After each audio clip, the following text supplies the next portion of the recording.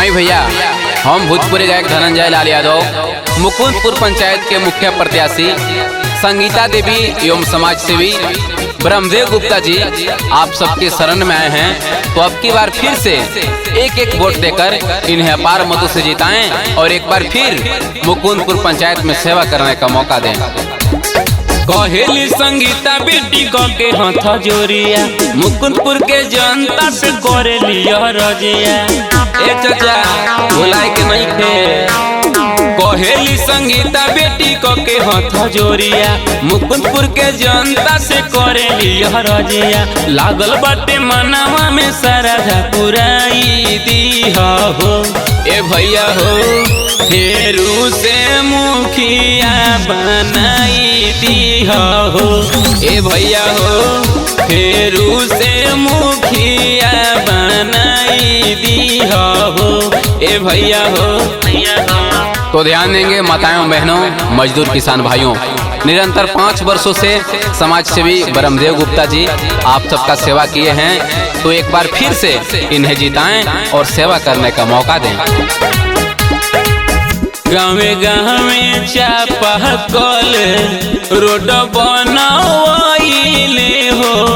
मुकुंदपुर पंचायत के भाग जगमगाइले हो।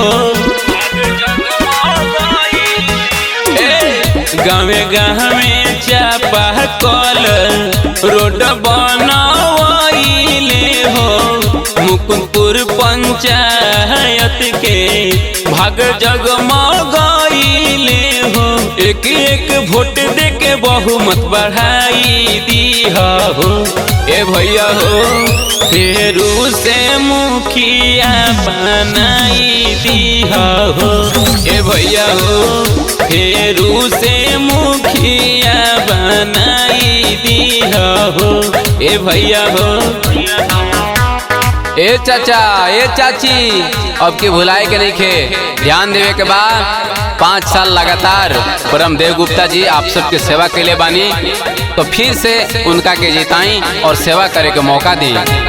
करली बिनैया दोनों जोड़ी के हाथवा हो। फेरू से दीह भैया इनकर साथवा हो। करली बिनैया भैया जोड़ी के हाथवा हो। फेरू से दीह चाचा इनकर साथवा हो। ब्रह्मदेव भैया के विजयी बनाई दी हो। ए भैया हो फेरू से मुखिया बनाई दी हो। ए भैया हो फेरू से मुखिया बनाई दी हो। ए भैया हो।